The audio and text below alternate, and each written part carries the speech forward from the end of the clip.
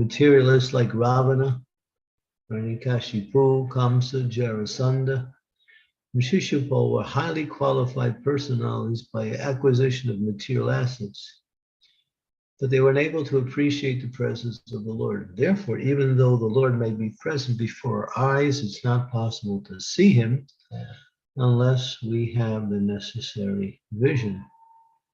This necessary qualification is developed by the process of devotional service only, beginning with hearing about the Lord from the right sources.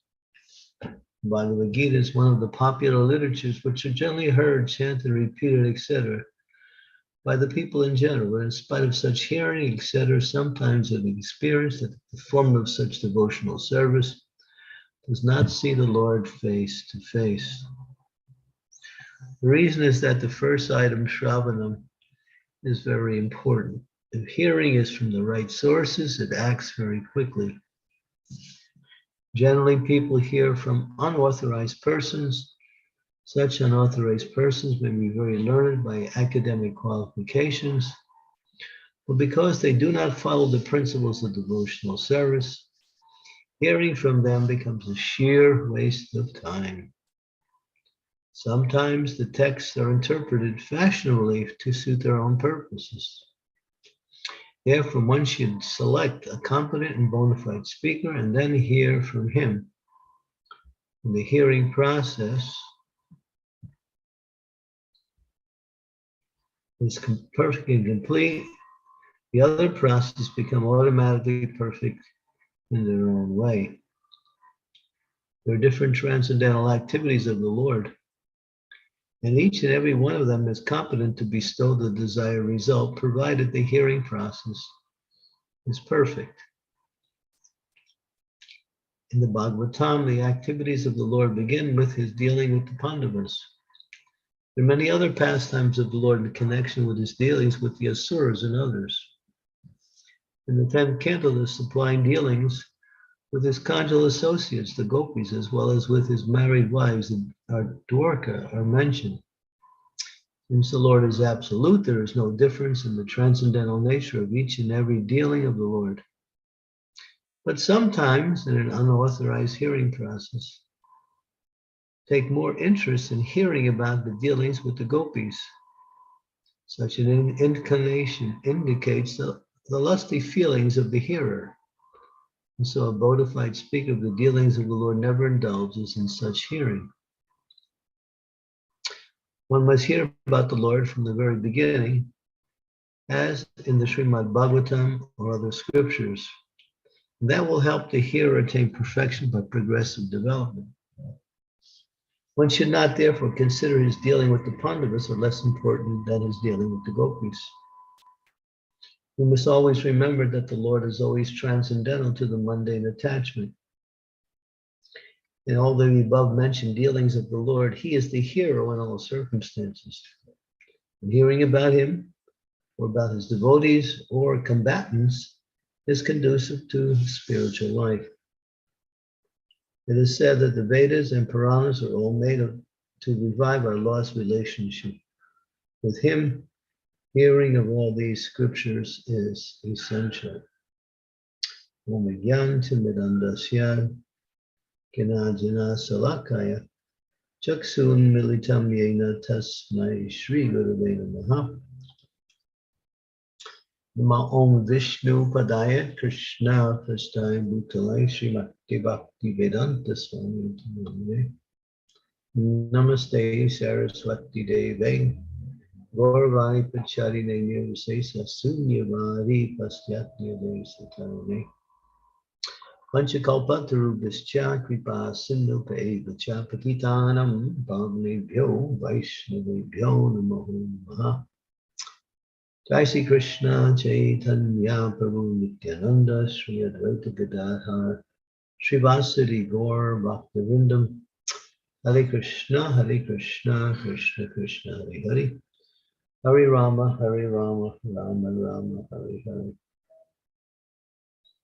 Now, the scriptures mention, the acharyas emphasize that there are 9 ways one can execute the process of devotional service.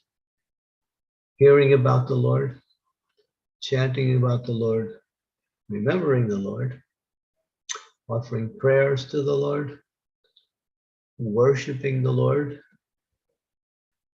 serving the Lord, becoming a friend of the Lord, serving the lotus feet of the Lord, and ultimately surrendering everything to the Lord.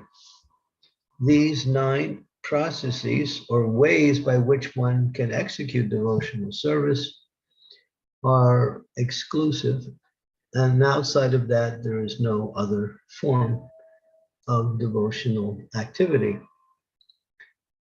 But foundational to each one of these activities is the process of hearing, because it's mentioned when you hear about the Lord, then you know what to chant. When you hear, you can remember. When you hear, you can serve. When you hear, you can worship.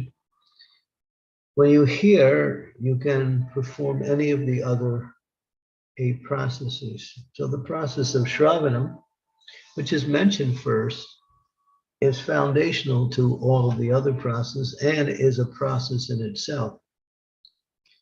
Srimad-Bhagavatam itself is a process of Sukadeva Goswami speaking the glories of the Lord, Maharaj Parikshit hearing. This hearing by Maharaj Parikshit was long-term. He was cursed to die in 7 days by some unqualified person. He was born in a Brahmin family. He was a son of a Brahmin, Bandhu. And the king, Maharaj Parikshit, had been traveling throughout his kingdom, and he had stopped in the hermitage of Shamagirish. Now the king was tired from traveling, and he was also quite thirsty. So he came to receive some water. And of course, it's understood that when a guest comes to your home, no matter who it is, you should always welcome them and offer at least some water, minimum. But the Rish was in meditation. He didn't notice to say to the king, but the king somehow, Maharaj Parikshit, appeared to be disturbed by not being noticed or given any kind of greeting. And so he picked up a stick and he saw a dead snake laying in the area. So he picked up the dead snake, put it on the stick, and put it around the neck of the sage, Shamakarisha, who was deep in meditation. And then he left. When this was later learned what had happened, the son, Shringi, who was the son of Shamakirish, became very angry at the king and cursed the king to die within 7 days, which was completely outlandish compared to the offense that the king had committed. Maharaj Parikshit was a great devotee. And so when he was cursed to die in 7 days, not wanting to disturb Krishna, he accepted the curse, although the curse was unfairly given for the offense that he committed. But he accepted it. Now we understand from the acharyas that the Lord arranged for this to happen in order for Maharaj Parikshit to go back home, back to Godhead. Although he was young, he was a powerful king. He was undisputed in his rule within the kingdom. Still, the Lord had arranged. Why? To create someone who was qualified. Maharaj Parikshit was qualified to hear from Sukadeva Goswami the entire text of the Srimad-Bhagavatam for the benefit of the entire world. And this is where Srimad-Bhagavatam starts. Sukadev Goswami is mentioned by Shaunaka and Sutta Goswami. Shaunaka mentions that how the same knowledge was transmitted by Sukadev Goswami to Maharaj Pariksit in 7 days, as the king absorbedly heard the glories of the Lord. After hearing for 7 full days, without at all attending to any of his bodily needs, the king became fully self-realized. He attained a stage of complete fearlessness. And when it was time for him to receive the curse, he was cursed to be bitten by a type of bird that was poisonous, which was a combination of snake and bird in one creature. And when that happened, he immediately accepted it and he gave up his body and went back to the spiritual world. But the whole thing was arranged for him to hear and to ask questions. And so the whole Srimad-Bhagavatam illustrates the process of hearing by Maharaj Pariksit to Sukadev Goswami. And Sukadev Goswami, being the qualified person to speak, he was a self-realized soul at the age of 16 years old. The entire process of pure devotional service, along with many of the pastimes of the Lord, including the Lord's pastimes in Sri Vrindavan Dham, which is the heart, or we might say, the smiling face of Krishna. So this process of hearing goes on. We hear from our spiritual master. When we read, that is also a form of hearing. And then we receive knowledge. When we receive knowledge, then we also act on that knowledge and get the benefit. So the whole process of elevation in Krishna consciousness stems from the process of hearing. As Krishna mentions, or I'm sorry, Sutta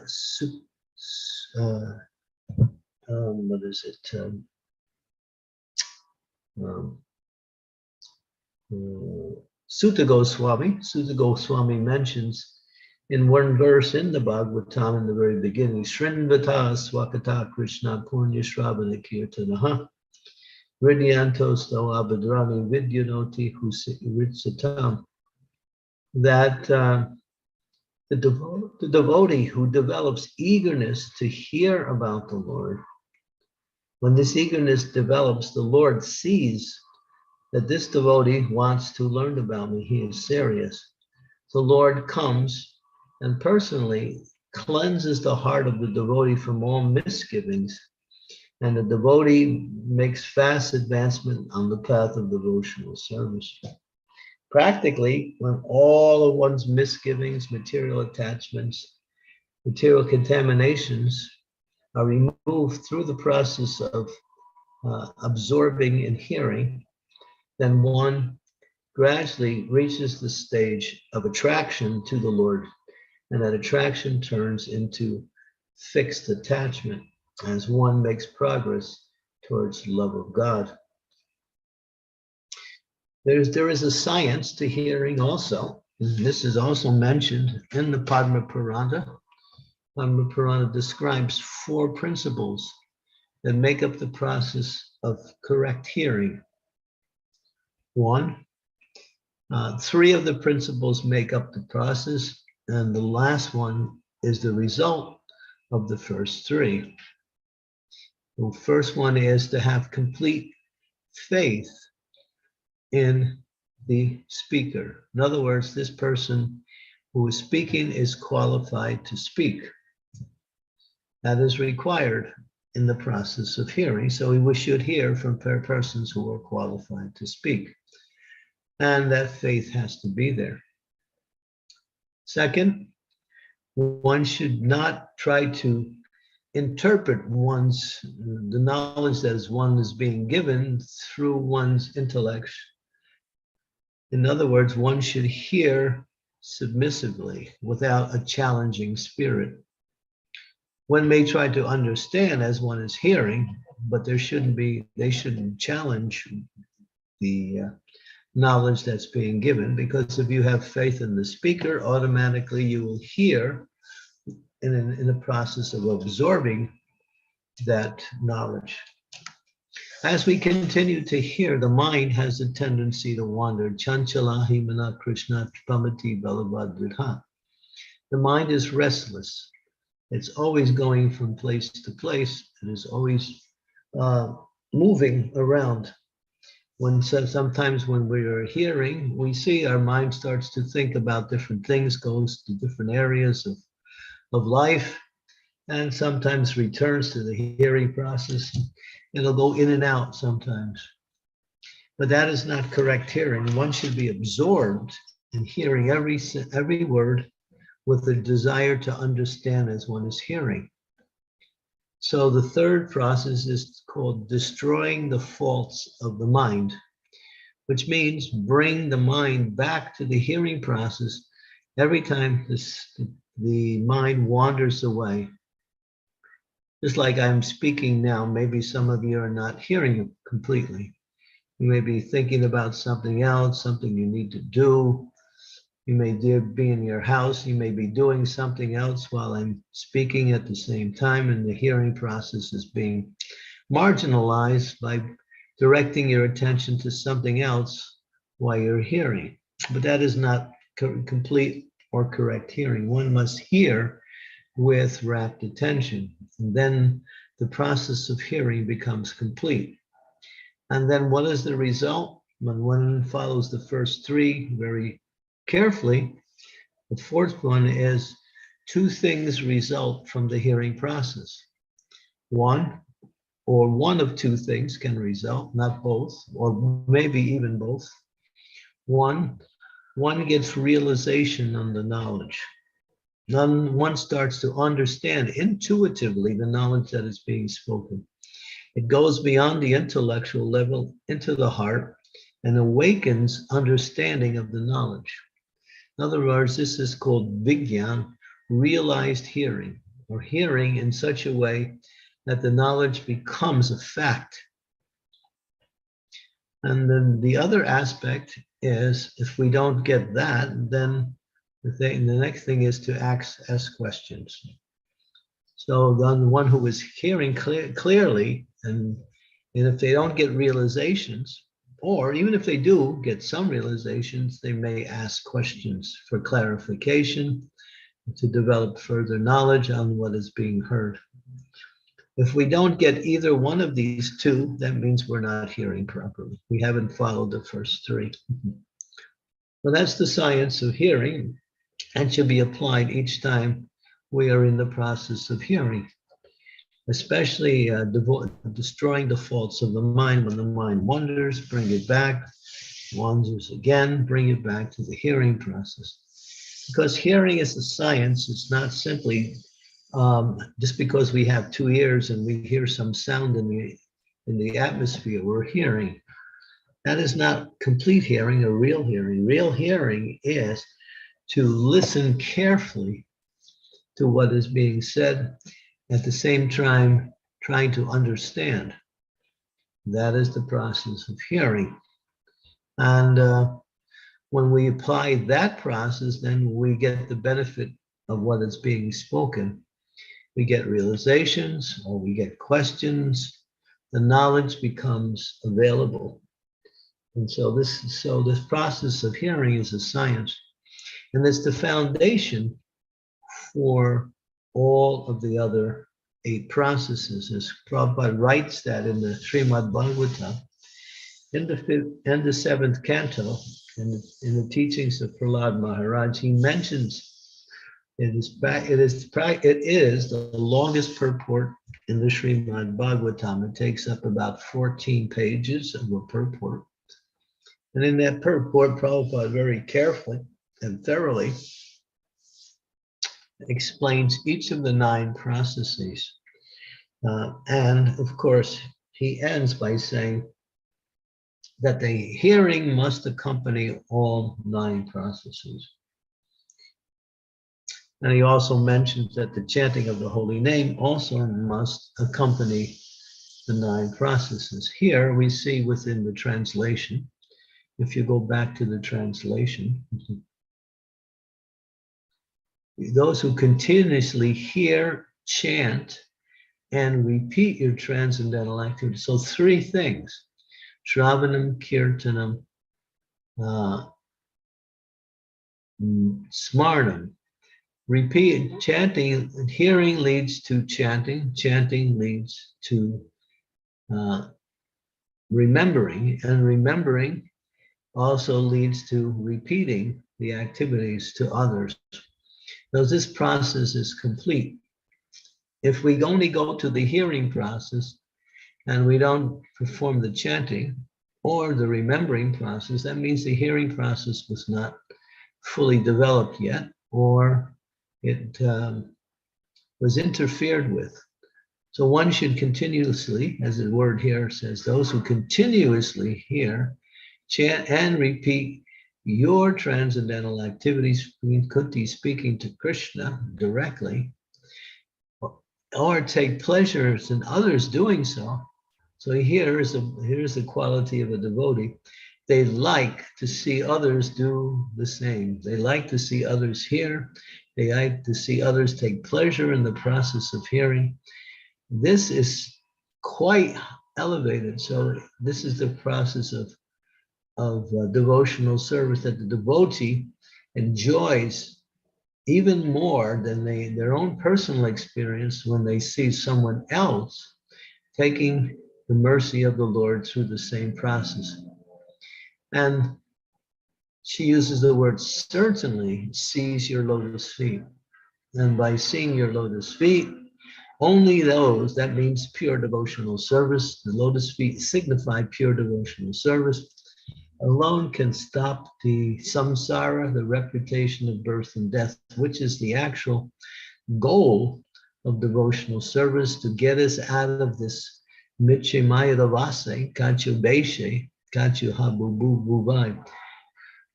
Jeev Krishna Das, Vishwas, Kolidana Dukanai, life after life after life after life. We're accepting Karanam Guna Sango So, Sadasat Joni Jannasan, from the highest planet in the material tabernacle down to the lowest. The places are repeated birth and death. Within the 14 worlds, the 7 planetary systems, there are only repetitions of birth and death. Sometimes it's a demigod, sometimes it's a human on this planet, sometimes in the lower planets, sometimes it's a lower species of life, 8,400,000 species of life. The living entity traverses all of these species of life, and when it reaches a human form of life, he has a chance to elevate himself back home, back to Godhead. But if he wastes the human form of life, does not take advantage of that human form of life, he again will be plunged into the lower species of life to continue to transverse, or you mean transmigrate from one species of life to another, and it continues until we can reach pure devotional service, which is the goal of the human form of life. And so it all starts with hearing.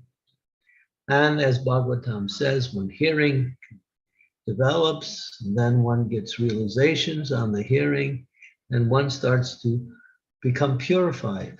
The heart becomes purified from material attachments. One awakens to the presence of the Lord in devotional service. And one in that awakening state, when the hearing process continues, and one uses the knowledge by which one hears from and engages that knowledge in practical service to the Lord, one becomes fixed in the process of devotional service. They become happy. Their knowledge becomes clear. They are free from all of the sufferings and anxieties that come about by way of material contact. And they can gradually, they elevate themselves to the stage of loving Krishna in pure devotional service. When that love becomes complete, then they go back home, back to Godhead. So that is the process of devotional service. So you see, great souls, they like to hear. Even if they are fixed in devotional service, they enjoy hearing the pastimes of the Lord. They enjoy chanting the names of the Lord and hearing those names.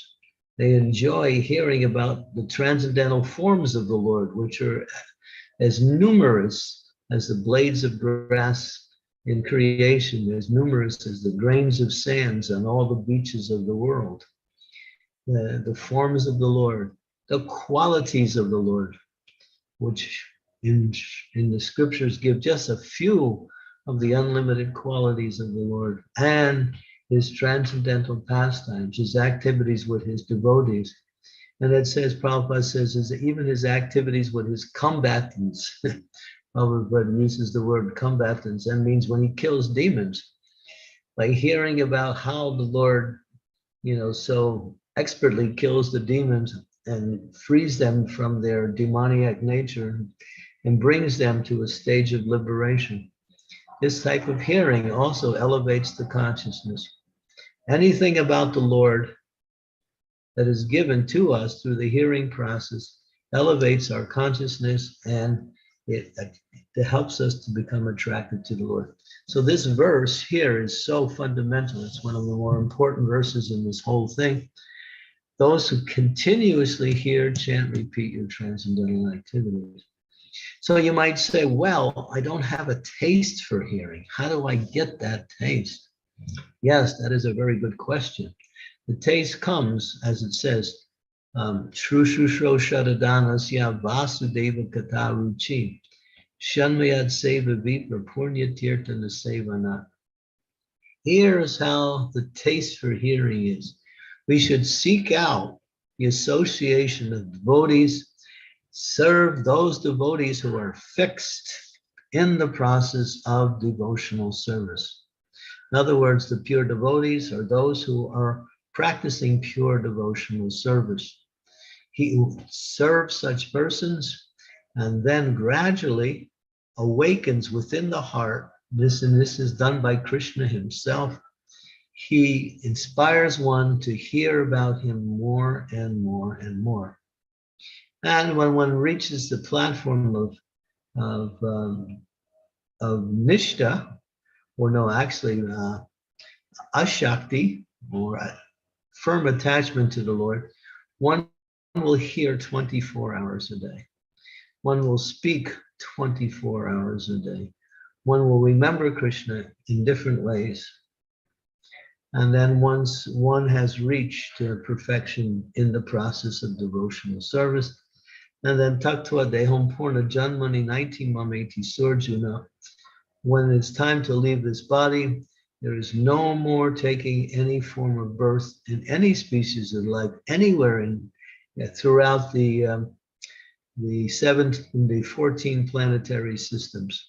One transfers themselves beyond the material creation into the spiritual world to develop eternal life with Krishna in transcendental love and service, which is full of unlimited knowledge and unlimited bliss in varieties of activities according to one's spiritual nature. So this process is wonderful. So here is the essence of the process. Hear, chant, and repeat. But many times we find ourselves not having time to do it. Well, we have to make time, because if we are serious about devotional service, we have to make this time to hear and chant the glories of the Lord. And when we do it with those who are enthusiastic, then we find great happiness and joy in the process. But whether we do it with others or we do it alone, it becomes a necessity in our process of devotional service. Some of us say, well, I like to serve, and I like to do things for Krishna. I like to, to wash the pots in the temple. I like to clean the floor. I like to drive devotees around to different places when they need to go. I'd like to cook. These are all nice and should continue. They are practicing devotional service. But still, there should be quality hearing in our day, which will fortify and support the activities of our devotional service more and more. We'll awaken it and we'll know why we're serving. We'll also know why, when we find difficulties in the execution of our service, if we have heard sufficiently, we will know why these difficulties appear. We will not be bewildered or confused in the face of what we say challenges in our devotional service, because we have sufficiently heard, we have sufficiently understood through the process of hearing. So this is the process of pure devotional service, nicely explained by Queen Kunti here as she continues to glorify the Lord in different ways. Now she's getting to the essence of her glorification. Those who continuously hear, chant, repeat, and take pleasure in others doing so, they have your lotus feet. That your lotus feet becomes their property. And then they can go back home, back to Godhead, no longer to have to transverse in this miserable material world. Life after life after life after life, we've been in this material world. We have been given this process of pure devotional service by the mercy of Chaitanya Mahaprabhu, coming through the mercy of his pure devotees, especially his divine grace, A.C. Bhaktivedanta Swami Srila Prabhupada, who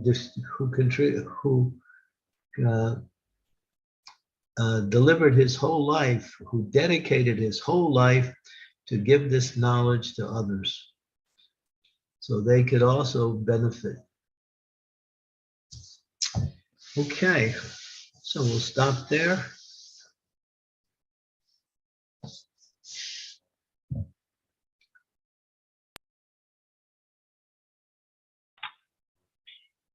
Thank you so much, Maharaj.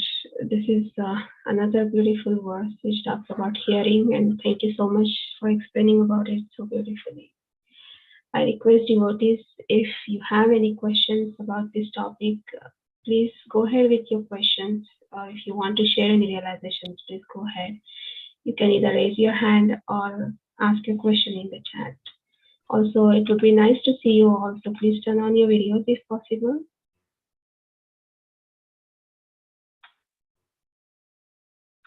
Thank you so much.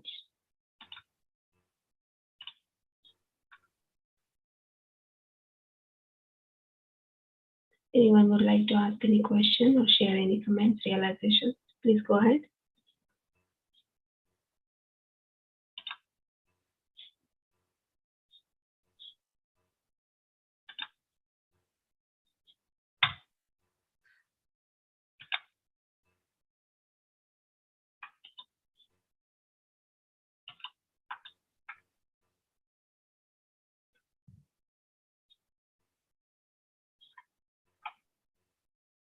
Okay, there is a question from Narsingha Lila Mataji.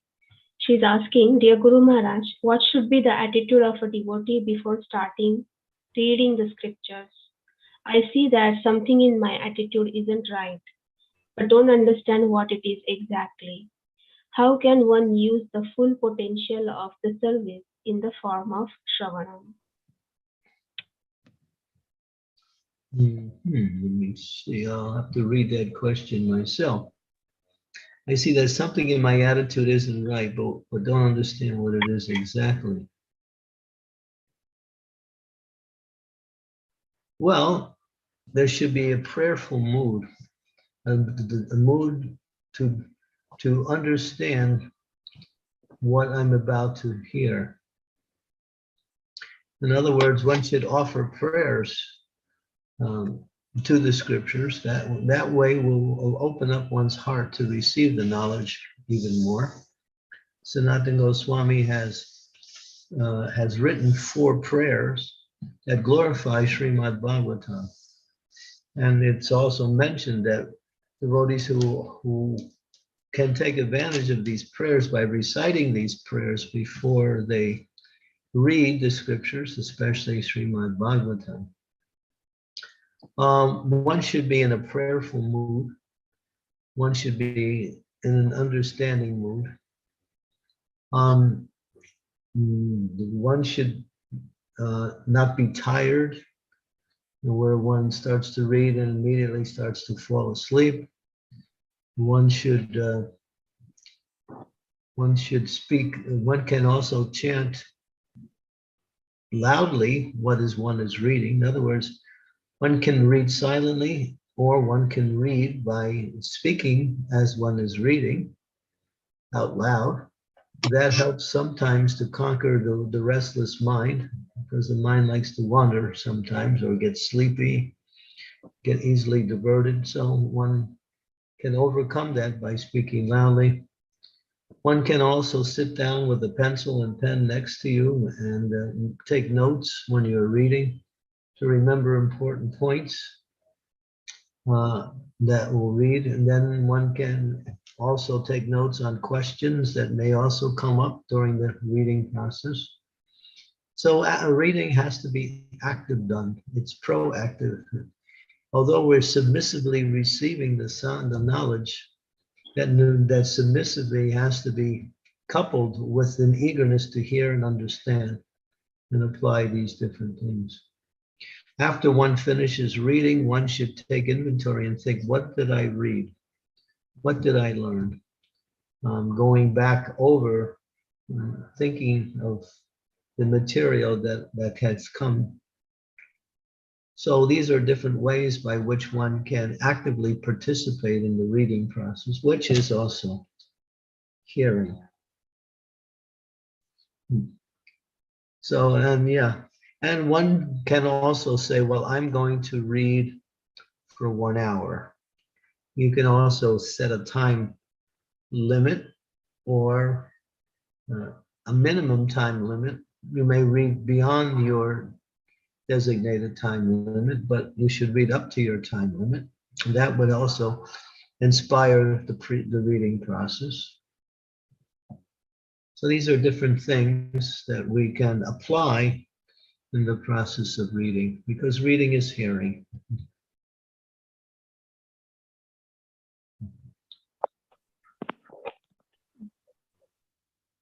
Hare Krishna Maharaj, please forgive me. Actually, there are a lot of internet issues here.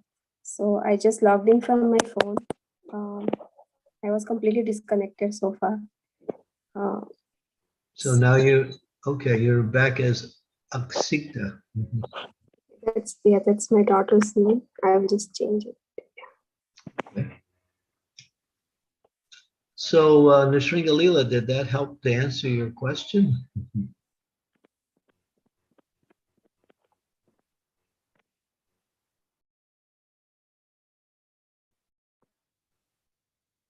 She says yes, thank you. Okay, good. I could send to you, Rinda, the 10 points that we apply prior to reading the scriptures. These are like 10 things you should consider just before or even during the time you are reading, which will help to make that hearing more attentive, more memorable. So we have a list of 10 items that we can apply to that. So I'll send it to you at the end of the class, and you can make it available. Anyone wants to get the copy of these 10 can contact you directly. Sure, Maharaj, thank you so much. Yes. There is a comment.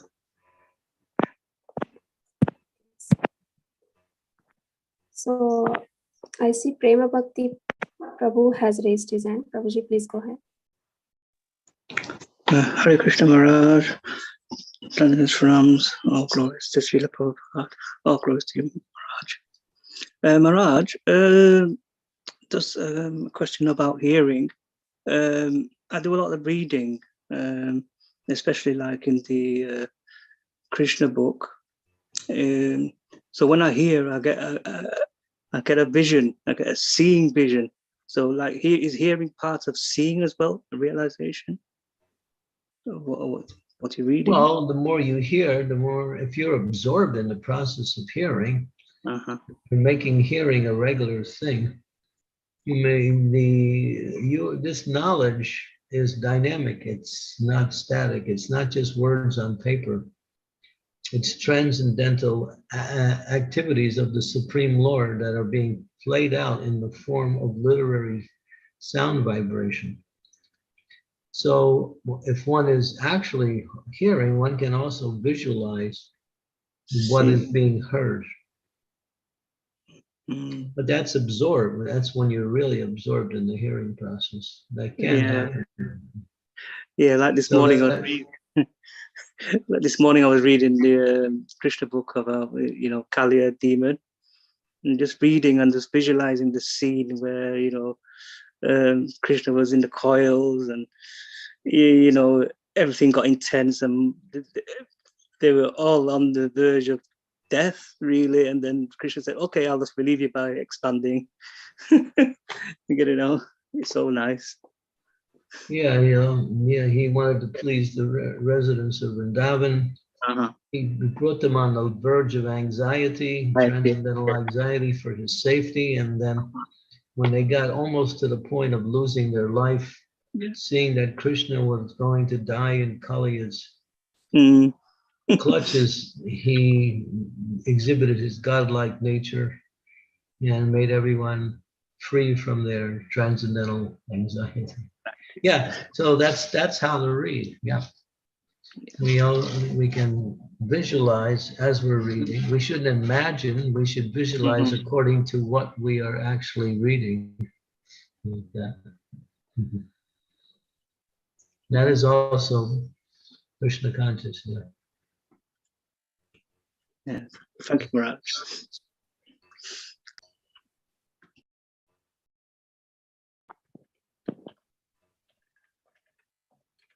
Thank you, Prabhuji. Renuka Mataji, please go ahead. Hare Krishna Maharaj, Dandavad. Hare Renuka, Hare Krishna, my obeisances. Nice to see you. I am thrilled to be here. Thank you. Wonderful class, Maharaj. I generally feel one problem with my Shravanam. That is, sometimes when you're beginning to listen to a lecture or something, you get deviated with the speaker. Sometimes, for example, different speakers have different accents or different, way of expressing the knowledge. So how to overcome that difficulty that we can hear beyond the speaker, because because the first quality you said is having faith in the speaker. So there is faith in the speaker, but what happens is sometimes, our ears, and we're used to certain way of listening.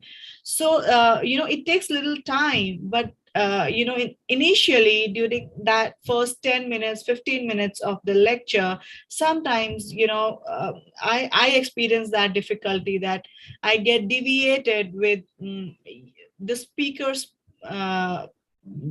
with the speaker per se, sometimes. I can give you a very practical, very simple answer to your question. In order to avoid that, just close your eyes and listen. And you're no more on the visual level trying to, analyze his different expressions or moods or whatever. Just close your eyes and then connect with the sound. You'll find that people who are blind have a better receptive process than people who have vision. Blind people can hear better and can hear more in depth than people who are generally have vision.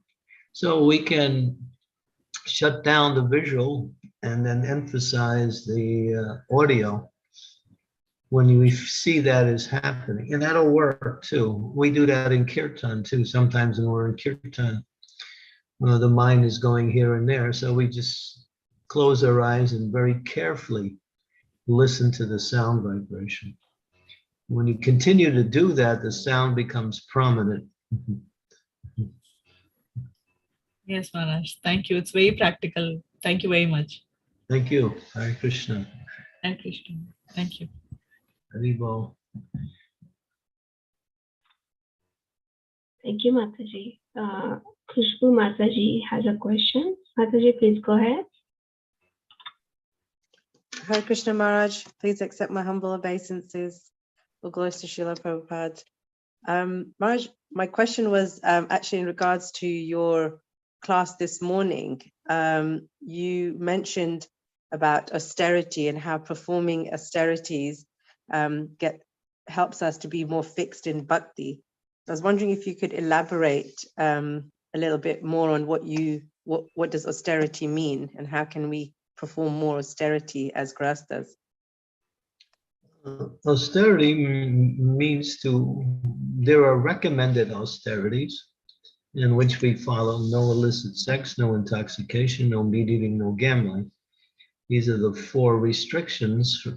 There are 4 principles of austerity, 4 principles of knowledge, 4 principles of avoiding those activities which will bring us back into the material entanglement. So that's one, but then we can also accept the austerities, just like fasting on prescribed fast days. That's an austerity. What else?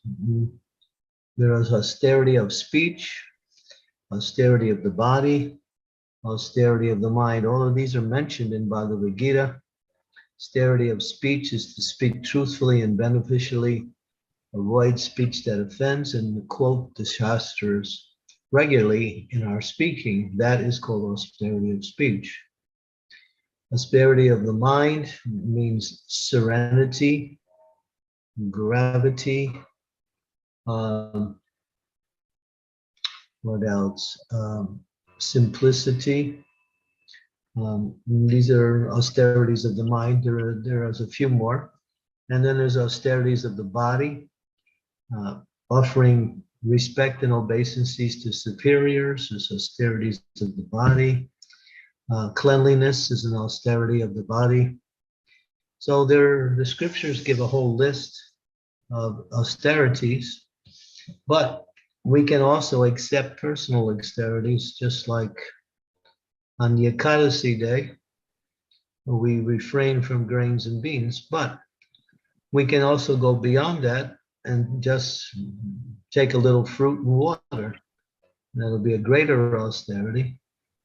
And some people like to fast completely on Ekadasi, no food at all. And there's others who perform nirjal every Ekadasi. For them, every Ekadasi is nirjal. And that's also the tradition of Ekadasi in its inception, that originally all Ekadasis are nirjal, but in the Western environment and in Srila Prabhupada's delivery of the Krishna conscious process, he knew it would be impossible for the Westerners to follow that. So he gave some concession, but we can also follow up to a certain level.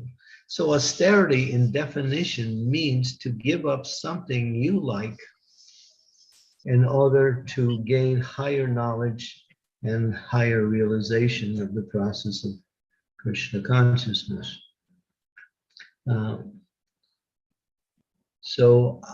Just like an austerity would be like, we just had this wonderful retreat a couple of weeks ago. No, actually it was last weekend, I think. Yeah. The weekend that passed before the end of June. So we asked everyone to come. so those who came, they had to perform some austerity to get there. They had to spend some money. They had to travel. They had to give up their other activities in order to simply associate with devotees. Now, for some, that austerity is pleasant, and for some, it might have been a little difficult initially. But in either case, it brings one to Krishna consciousness in a very powerful way. So these are all parts of austerity. Austerity may mean to chant 16 rounds without doing anything before you engage in any activity in devotional service. Austerity means to read and study the scriptures and understand what you are reading, and also how to apply that knowledge. Austerity is there in the process of bhakti. So there are recommended austerities, and then there's ones we can accept just by our own desire. We can accept further austerities. Like going to holy places is a recommended austerity. Visiting Vrindavan, Mayapur, Jagannath Puri, and other places of Krishna's pastimes is an austerity. But it brings us to higher states of Krishna consciousness. So we use the word difficulty when we speak about austerity, but austerity becomes pleasing when we accept austerity in the mood of service to Krishna. Then it's no longer austerity, it's actually bhakti itself.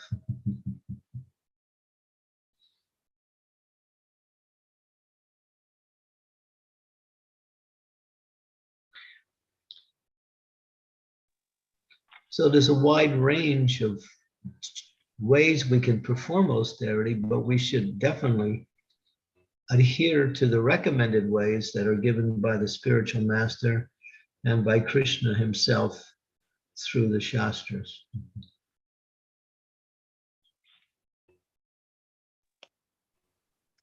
Thank you, Guru Maharaj. I think you know what austerity is, right? I just needed clarity.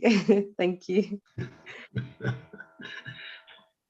Just like, you're a mother and you have children, and so you have to attend to the children, and that you can't neglect. But then again, you have to execute your process of devotional service. So you have to think, well, I have to do both. Not that one will be pushed aside and the other one will be given prominence. No, both have to be done. So making the time to do both, not neglecting your spiritual life in the name of material responsibilities, that's an austerity.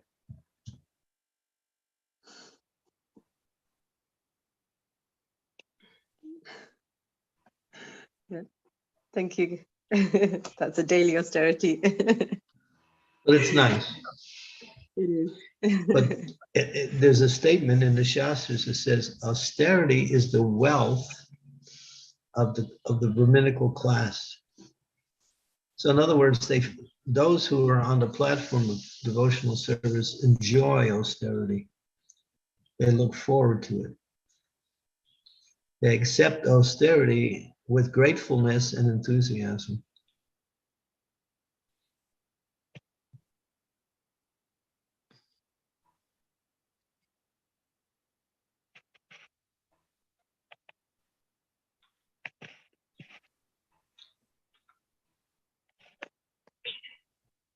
Hope that helps you, Mataji. Yes. So we have Sri Devi Mataji also, who has raised her hand. Mataji, please go ahead. Thank you, Vrinda. Dear Guru Maharaj, please accept my humble obeisances. All glories to Srila Prabhupada. All glories to the assembled Vaishnavas. All glories to you, Guru Maharaj. Guru Maharaj, on the subject of reading, I would like your help to get past this conditioned mentality wherein when I read and I come across a difficult to understand passage, say it's very technical or the concepts are something I just cannot wrap my brain around, then immediately I get very frustrated and I say, oh, this is so difficult, I can't go on. And then my reading just falls away, you know, that 1 hour of reading becomes half an hour because I've come across an obstacle. How to get past this mindset that even if you don't understand, one must read and read again and read again, then one will understand. How Just to do get it. past this? Just do it. It works. You're asking, you're giving the formula, you're giving the answer for the problem in the question. Read it again and again. Yes, because this is what you have said. Prabhupada said this, read it again and again. But the first reading itself is like, oh my gosh, how do I get past this? This is so hard to understand. And then you sort of get discouraged. You can also write it down. And then when you meet someone who think you can answer your question, you ask. But that shouldn't be an obstacle. And I mean, there are verses in the Bhagavatam that are very difficult to understand. And even the explanations on the verses leave you a little less clear on what the verses is actually saying sometimes. But read it again or write it down, and then when you meet the person who you think can answer it, and you have your answer. Yes, Guru Maharaj, thank you so much. Yeah, but don't give up the reading process, because we're not God. We can't understand everything.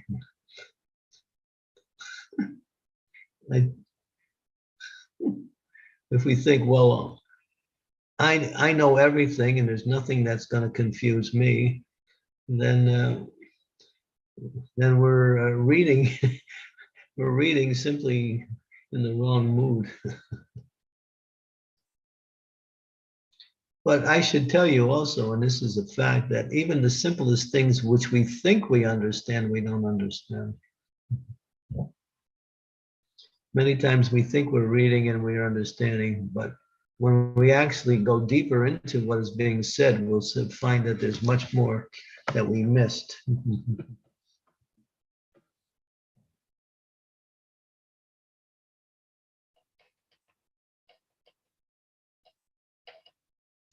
Shastra is dynamic, it's not static. It's unlimitedly deep, and it's an expression of the qualities of Krishna that's being explained through philosophical knowledge.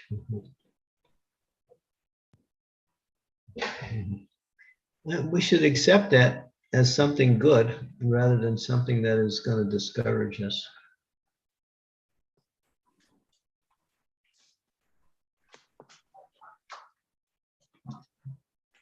Yes, Guru Maharaj.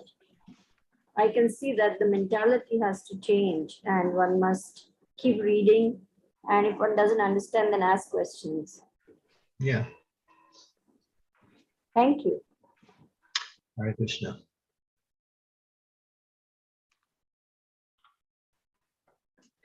Kanchanabja Prabhuji, please go ahead.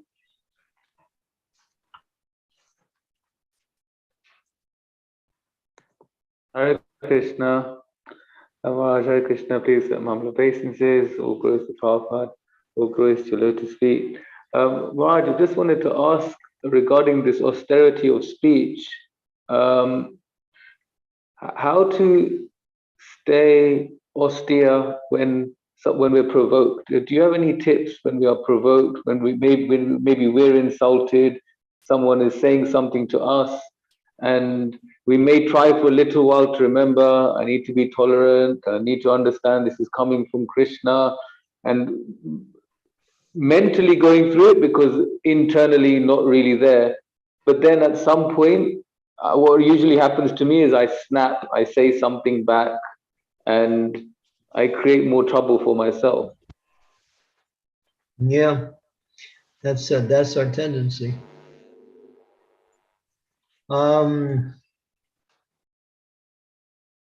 And that, yeah, then if we respond in the same way that we're being responded to, then it just escalates. And the actual point of discussion gets lost in the mood of disturbances or anger. And then we'll say anything just to push forward or to somehow push down the other person. So I think we have to hear and then ask Krishna, what is happening? Why is this happening? What can I learn from this? Do I respond to this? Do I not respond to this? The reflective mind. Now, you said, and it's interesting, you said you think about it for a while and you try to understand it, but then after some time when the answer doesn't satisfy you, then immediately you go back to your initial experience. Yeah, I think we have to reflect. We also have to see the person who's saying it. Is it someone close to us or someone in general that's happened?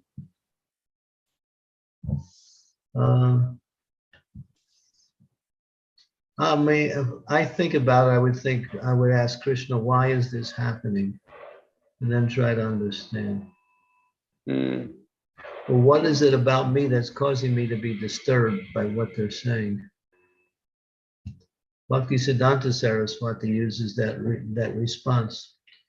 If things about other people disturb you, what is it about yourself that's causing yourself to become disturbed?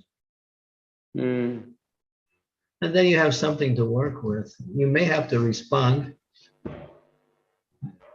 but you have to make sure your response is going to clarify the situation, help to rectify the situation, and not worsen the situation. Usually what I do when people criticize me, I don't say anything. I just remain quiet. And that gets them more angry. But that's not good either. Because, yeah, that doesn't work either. But sometimes we have to remain quiet in a contemplative way. Okay. Or sometimes when it gets to the point that you're going to say something, just walk away. Yeah. It's just hard, but you're right.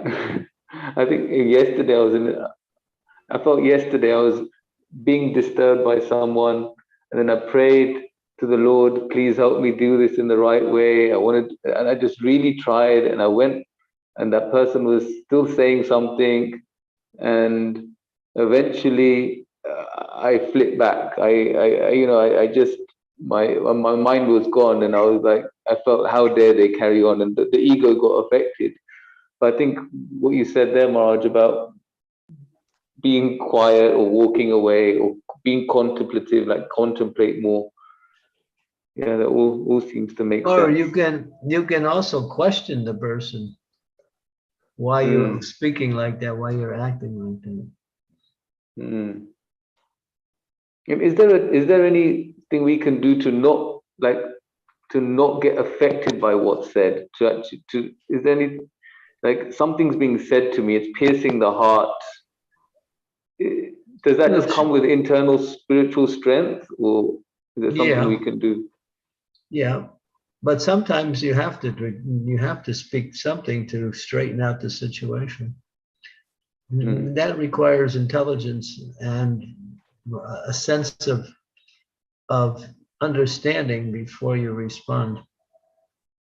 Sometimes it's required to speak, and sometimes it's not. But if you respond in an angry way, automatically you cloud the communications. And then the anger becomes the force rather than the issue itself. Yeah. Thank you.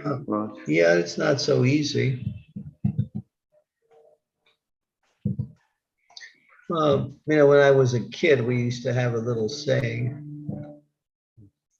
It was nice. We should say, sticks and stones can break my bones, but names can never hurt me. We would say that. But, you know, the ego is there. And if it's somebody who's not close to you, somehow you can tolerate it.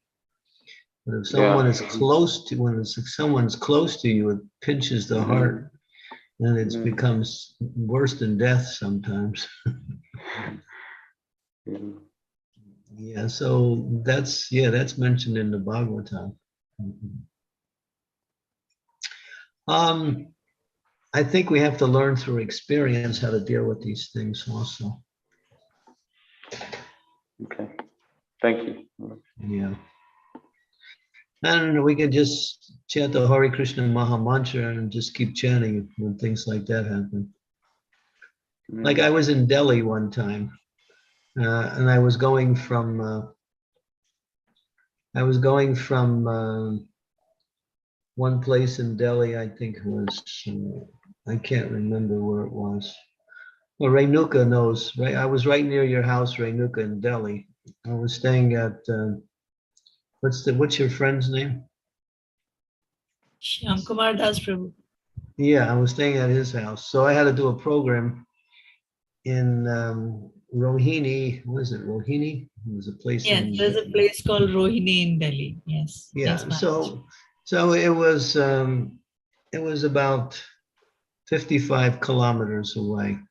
Kilometers, not miles. So it's about, how many miles is that? It's about 30 some 30, miles. yeah. So I had a program, and the program started at 9:30, and they said there's going to be some traffic. So I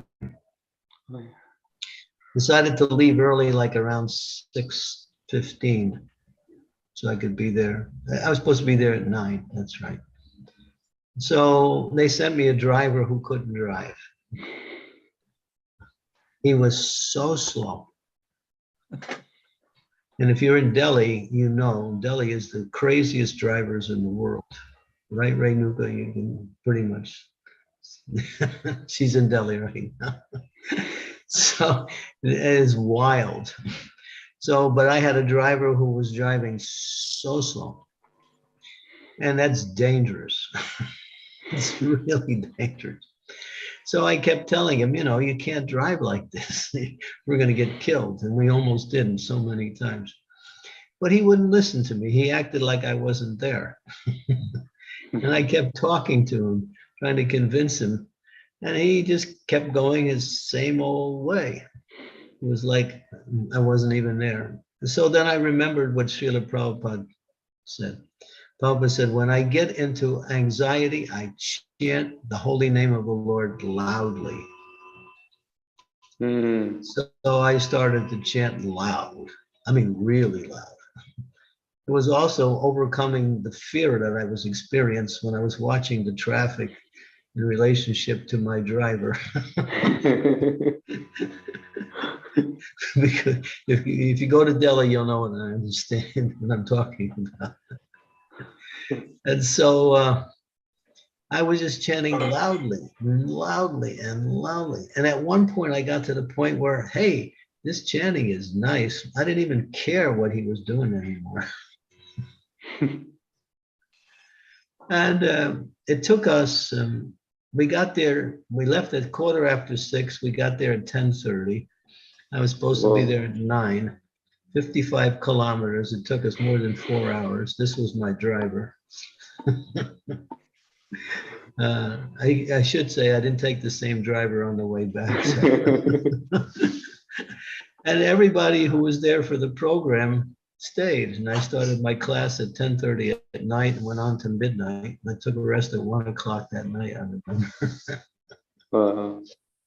But when I got to Rohini, where it was my destination, I was really happy because I was just chanting. And the chanting just completely protected me and absorbed me. And it didn't make any difference anymore what was happening around me. So sometimes when things are so disturbing, just chant loudly. Don't care about who's around or what's happening. Just chant loudly. Okay, that sounds good. And that's Prabhupada's formula. He gave that message describing his own experiences. Thank you. That sounds. I'm good at being loud, so chanting loud is better than doing the other loud stuff. Yeah, just keep, and then make sure you concentrate on the sound when you're chanting. Thank you so much, man. Yeah. I'll be right back. I just have to answer the door.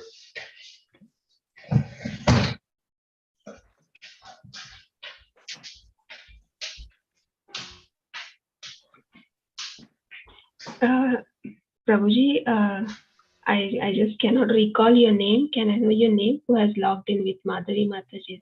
Satyanarayan. Satyanarayan Das. Okay. Thank you. Sorry. Yeah. So, Satyanarayan Prabhuji, please go ahead, Prabhuji. Hare Krishna Maharaj.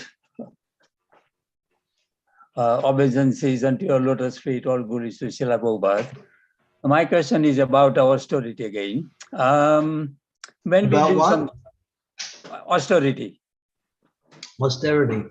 Yeah. When we do something more than we are committed, whether we call it austerity or not. For example, we are committed for 16 rounds, and when you do 17 or 18, is that austerity?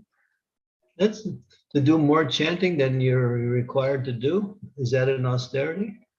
Yeah. So because it says Yagyaik Sankirtana Prayaya Jantihi Sumedasa. So in this age, the recommended austerity is kirtan or chanting. So those who perform Harinam Sankirtan, or even those who are chanting the holy names of the Lord Japa, that's an austerity. Mm.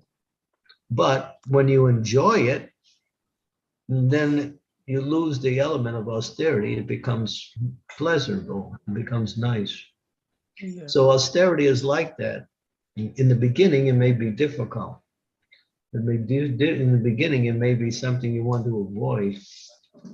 But after a while, when you accustom yourself to the process and you surrender to the process, it becomes nice, because ultimately that's what it is. It's always nice.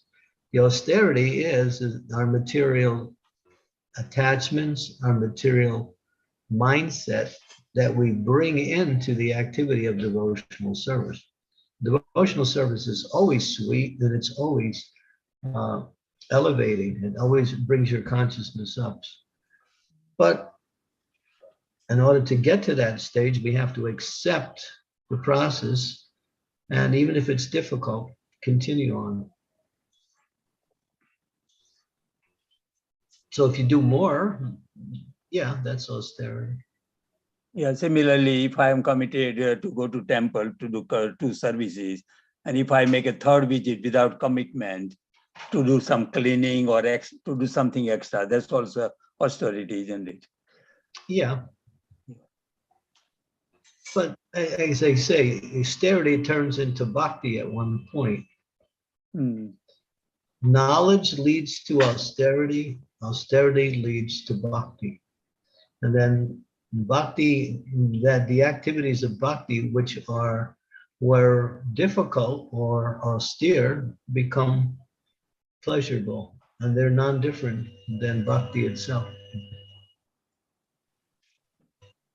Yeah, one more thing I like to, this is not a question, but I like to share about power of loudly chanting, as you explained earlier on.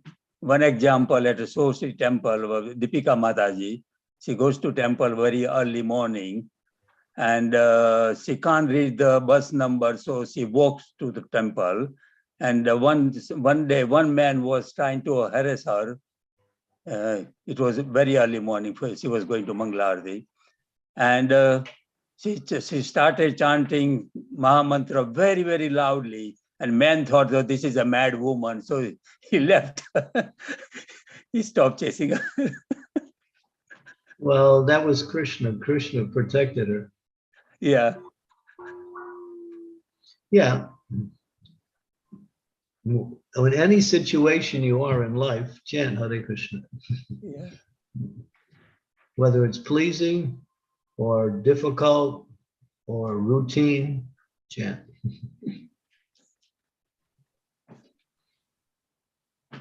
Thank you, Maharaj. Who was that Mataji again?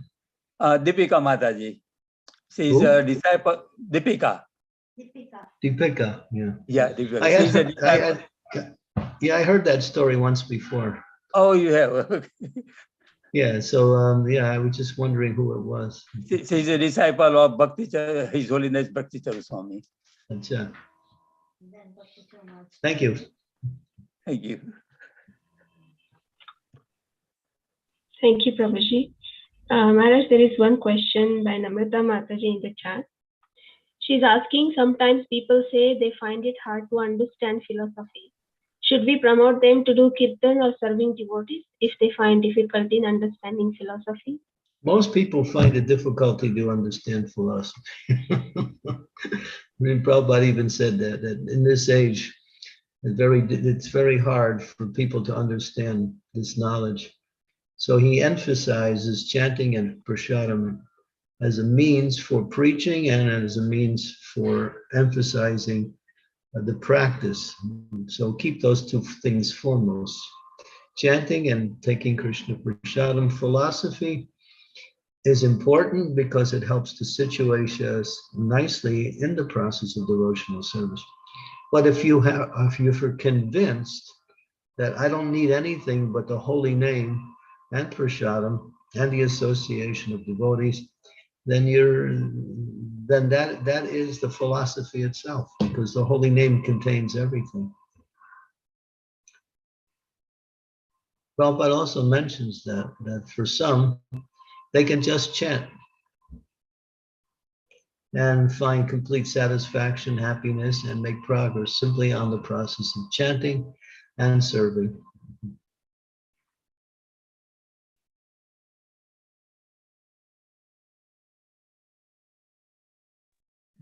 Thank you, Guru Maharaj. Thank you very much. Hare Krishna.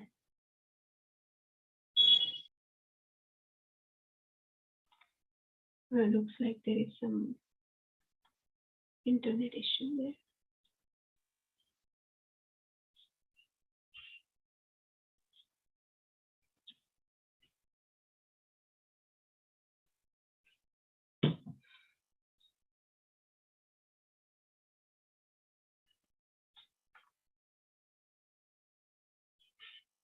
Maybe we can wait for a few minutes and see if Maharaj is logging back.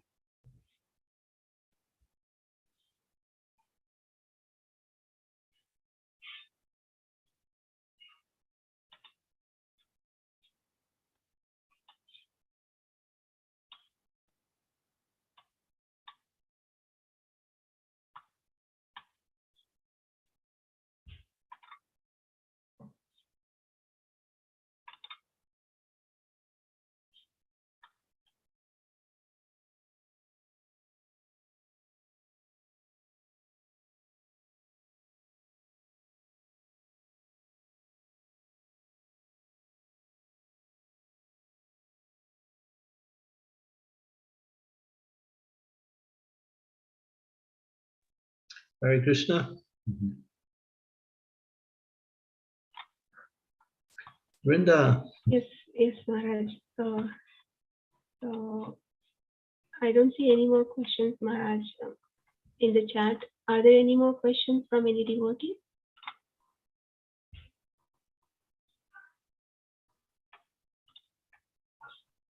Okay, we can end here. Sure, Maharaj. Thank you so much for this wonderful session and for answering all the questions. Thank you so much. You can announce tomorrow's program. I did not hear about it from Srimati Mataji yet, but it might be on tomorrow. We're with the Charlotte devotees. With Bhakti Sangha. And the class will start 20 minutes later at 12:20. So tomorrow our class will be with Bhakti Sangha Japa, and it will be about Srimad-Bhagavatam, Canto 6, Chapter 1, verse 16. 6:1:16. But people have to have the Zoom link for that. Yes, so we will share it in the group, Maharaj. Okay. Thank you so much, Maharaj, for your time and association. Thank Hare you so Krishna. much. Thank you, devotees, for joining us today. Thank you. Hare Krishna. Srila Prabhupada ki jai. Thank you. Hare Obeisances to everyone. Bancha kalpataru.